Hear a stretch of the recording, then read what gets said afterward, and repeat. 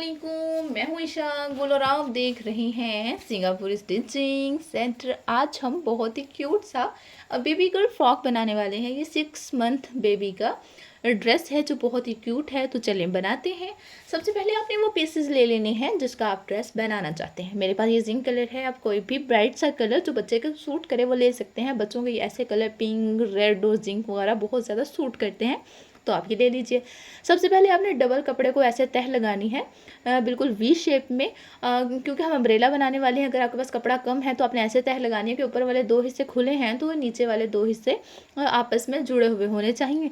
यानी कि अम्ब्रेला के एक साइड पर जोड़ आए और एक साइड बंद हो। ये अम्ब्रेला अगर कपड़ा कम हो तो हम ऐसे भी तैयार कर सकते हैं। अब ऊपर मैंने वेस्ट का निशान लगाया, उसके बाद नीचे वाला हिस्सा मैं 10 इंच का रख रही हूँ। 1 इंच हमारा फोल्डिंग का हो जाएगा और 9 इंच बच जाएगा, हमें नीचे वाला चाहिए।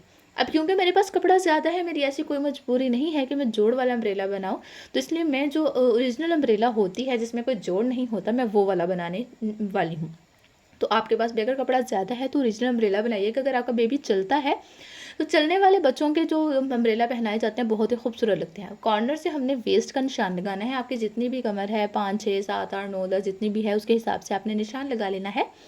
और यहाँ से आपने बिल्कुल अच्छे से हल्की सी गुलाई वाला निशान लगाने के बाद नीचे वाला हिस्सा आपने पिमाइश कर लेना है।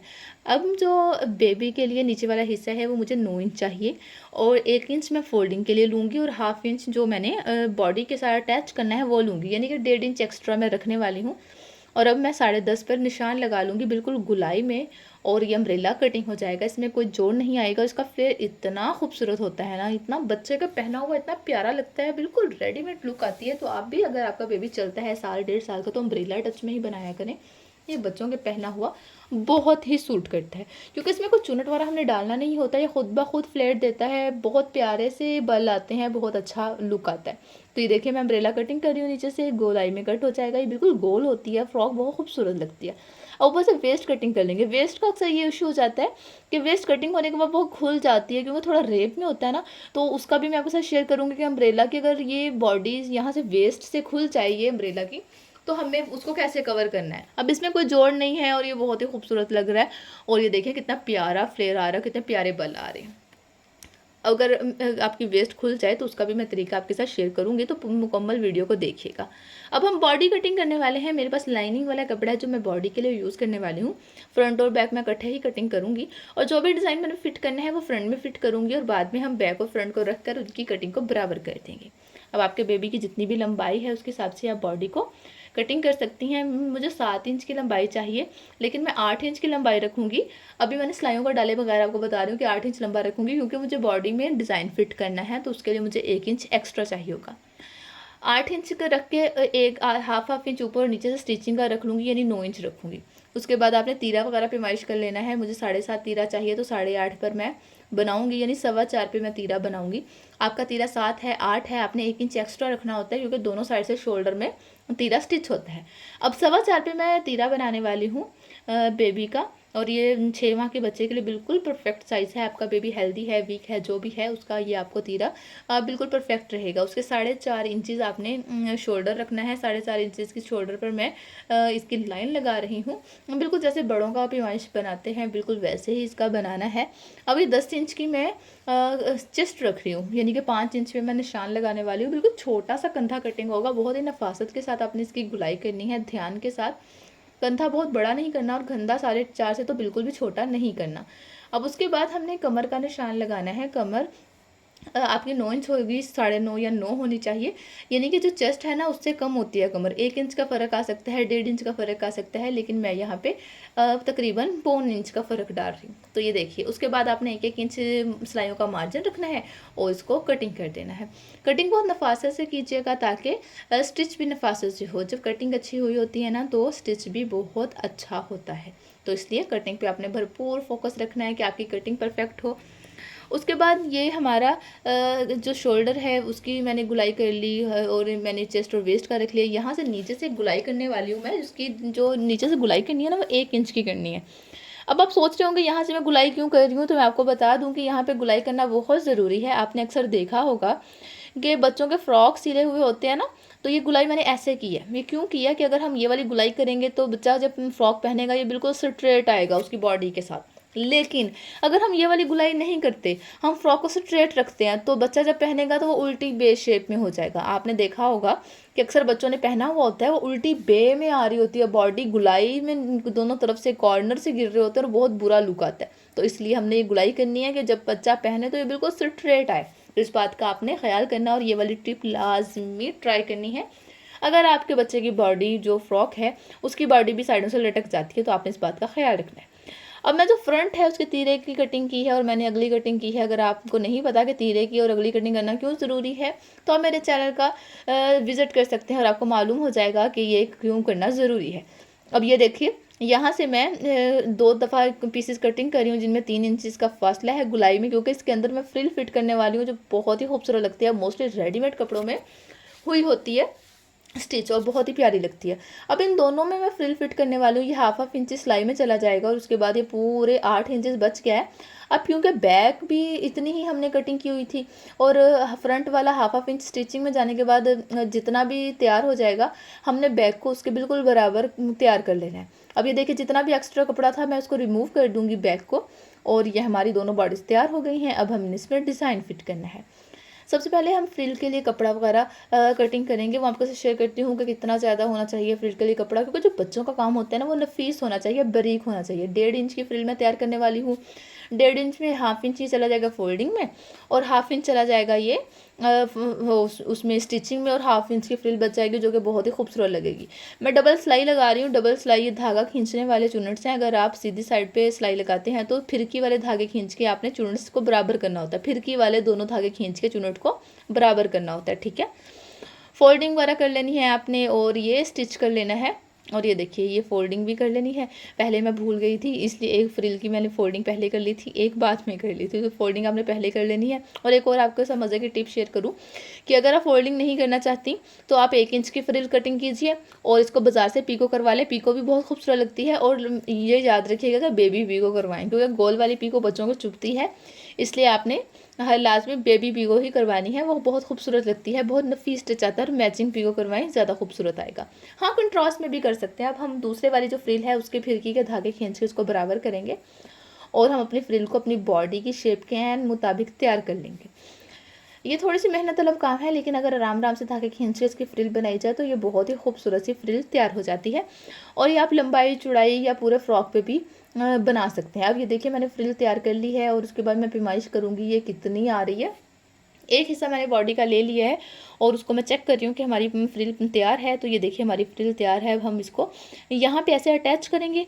अटैच करने के बाद जैसे कि आप देख रहे हैं, उसके बाद हम इसको बॉडी को स्टिच करने वाले हैं और ये बहुत नरमी के साथ रख के करना है, किसी भी कपड़े को नहीं खींचना।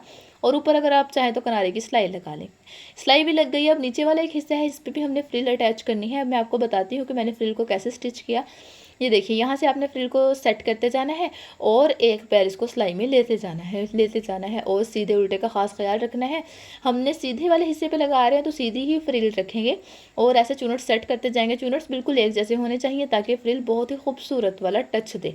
तो ये देखिए, ये कितना प्यारा सा टच आ रहा है और ये कितना अच्छे से स्टिच होता जा रहा है। बहुत आसानी के साथ स्टिच हो जाता है। अगर आपको मुश्किल लगे आप सुई धागे का इस्तेमाल भी कर सकती हैं, लेकिन जो तरीका मैं आजमा रही हूँ, जो अपना रही हूँ, ये वाला तो बहुत ही आसानी के साथ फ्रिल को फिट कर देता है। फ्रिल को साथ साथ मैं अटैच करते जा रही हूँ। पहले मैंने मुकम्मल फ्रिल के धागे खींच लिए थे, उसके बाद जब अटैच कर रही थी तो उसको सेट करती गई। अब इसको भी हम ऐसे ही स्टिच कर लेंगे और उसके बाद इस पर हम किनारे की सिलाई भी लगाएंगे। किनारे की सिलाई लगाने से ये होता है कि कपड़े की जो तय है ना वो अपनी जगह पे बिल्कुल बैठ जाती है और बहुत ही अच्छा सा लुक देता है। अब जो सिलाई मैंने पहले फ्रिल के साथ लगाई थी, सेम टू सेम हम दोनों हिस्सों को आपस में जोड़ने के लिए भी उसी सिलाई के ऊपर सिलाई लगा रहे हैं। इधर उधर नहीं होने देना, वरना फ्रिल की जो फ्रिल का साइज़ है उसमें फ़र्क आ जाएगा। तो इसलिए अब हम इसके ऊपर किनारे की सिलाई लगा रहे हैं और ये हमारी बॉडी का फ्रंट तैयार हो गया। ये देखिए, बगैर प्रेस के कितना अच्छा लुक दे रहा है और ये बिल्कुल बराबर हो गया अब हमारा, क्योंकि मैं पहले ही इसको बराबर कर चुकी थी। अब ये बराबर हो गया और उसके बाद अब हमने क्या करना है, रेडीमेड कपड़ों के नीचे आपने देखा होगा एक नरम सा मलमल का कपड़ा लगाया हुआ होता है। वो इसलिए लगाया हुआ होता है कि कोई भी डिज़ाइनिंग बनी हुई हो ना, उसकी सिलाइयाँ बच्चों को चुभे नहीं, इसलिए वो लगाया जाता है। तो हम भी लगाएंगे क्योंकि हमने फ्रिल वगैरह फिट की है और बच्चे चुभती हैं सिलाइयाँ, तो हम ये बॉडी फिट करने वाले हैं। उसके बाद हम बेबी के लिए जो नेक कटिंग करने वाले हैं उसकी 3 इंच लंबाई और 3 इंच चौड़ाई है, 3.5 भी कर सकते हैं, इससे ज़्यादा नहीं वरना बहुत बुरा लगता है, क्योंकि हम बैक पे कट रखने वाले हैं। 4 से 5 इंच पर मैं कट लगाऊंगी, 4 से 5 इंच का कट बच्चे के लिए रखेंगे। और उसके बाद ही मैंने एक पट्टी तैयार की है जिसकी 1 इंच चौड़ाई है और ये पट्टी डबल है, यानी कि सुथरी सी एक पट्टी आपने प्रेस करके अपने पास रख लेनी है। अब ये क्या करेंगे, हम इसको क्या करने वाले हैं ये आप गौर से देखिएगा। मैंने कट लगा लिया है और मैंने जो नीचे अस्तर था एक साइड पे अब मैं रख कर ना उसकी सिलाई लगा रही हूँ। ये उल्टा कपड़ा रखा हुआ है मैंने, पलट कर सीधा हो जाएगा। नीचे जो पट्टी तैयार थी वो रख रही हूँ, एक साइड की सिलाई में लगा चुकी हूँ, दूसरी साइड पे सिलाई लगाने से पहले ये पट्टी रख रही हूँ और एक पैर हम सिलाई में ये ले लेंगे। ये जो पट्टी है ना ये बैक पर चली जाएगी और ये बिल्कुल कवर हो जाएगी, बच्चे के बिल्कुल नहीं चुभेगी और बहुत अच्छा लगता है। रेडीमेड में मोस्टली यही वाला तरीका आजमाया जाता है। अब हम अंदर की तरफ कट लगा लेंगे और अपने बॉडी को, बैक वाली बॉडी को इसको सीधा कर लेंगे। और ये देखिए अब हम किनारे की सिलाई लगाने वाले हैं। पहले एक साइड की सिलाई लगाएंगे, ये देखिए, और इसको एंड कर देंगे। अब हम यहाँ पे एंड करने के बाद इसको काट लेंगे और दूसरी साइड पे अब हम इसको सेट करके बंद करेंगे। बंद कितनी नहीं करना, बस 1/2 इंच तक वापस आना है और बस यहाँ पे हम ख़त्म कर देंगे। और ये हमारी बॉडी का जो कट था अब वो तैयार हो गया है। अब इसलिए रखा जाता है कि बच्चों के जो सर होते हैं ना वो बड़े होते हैं, हम बड़ा गला रखेंगे तो बच्चों के बहुत बुरा लगता है। तो हम क्या करने वाले हैं, हमने कट रखा ताकि बच्चे के अच्छे से आ जाए। गला हमने 3 से 3.5 वाला ही रखना है और पीछे लास्ट में कट रखना है, छोटे बच्चों के कट ही रखा जाता है। अब ये देखिए हमने एक पैर की सिलाई लगा ली है, उसके बाद इसको भी सीधा कर लेंगे और किनारे की सिलाई लगा लेंगे ताकि इसकी भी तह बैठ जाए। प्रेस नहीं किया मैंने इसलिए थोड़ा उलझल सा लग रहा है। उसके बाद तीरे शीरे जोड़ेंगे और फिटिंग के निशान लगाऊंगी।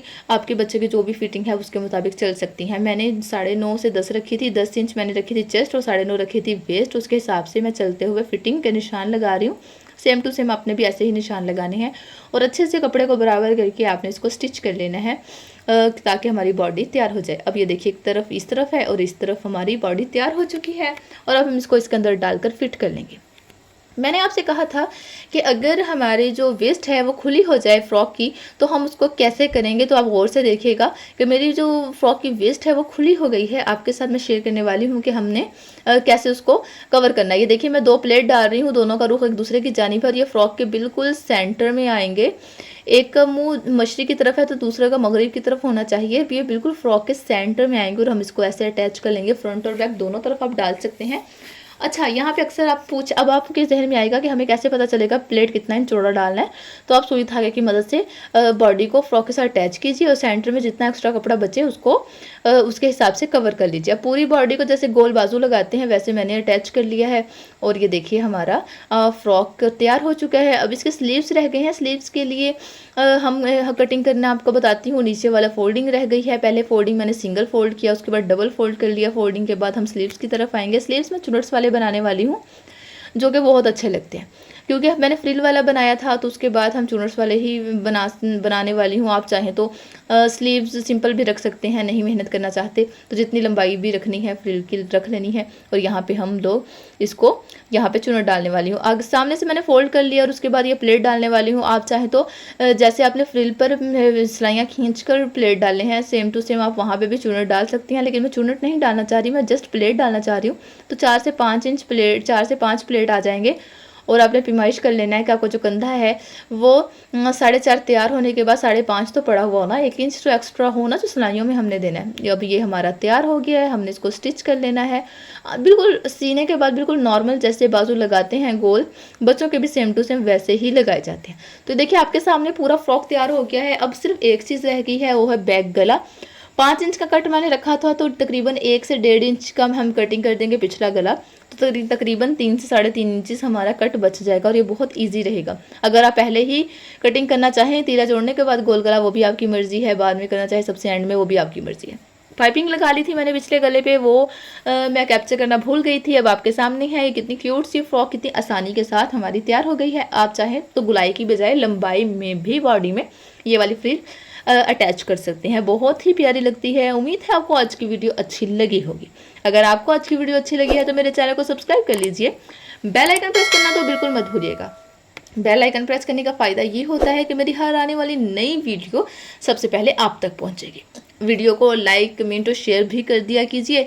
दोस्तों के साथ इसको शेयर किया करें ताकि जिन्हें स्टिचिंग में इंटरेस्ट है उन तक कोई नया डिज़ाइन पहुंच सके, वो भी इतने आसान तरीके से बनाया हुआ ताकि वो भी अपने भतीजे भांजे और बच्चों के बना सकें। तो अगर आप खुद नहीं स्टिच कर सकती लेकिन आपको फ्रॉक का डिज़ाइन अच्छा लगा है तो इसकी तस्वीर खींचे और अपने टेलर को भेज दें ताकि वो आपकी बेटी का स्टिच कर दे।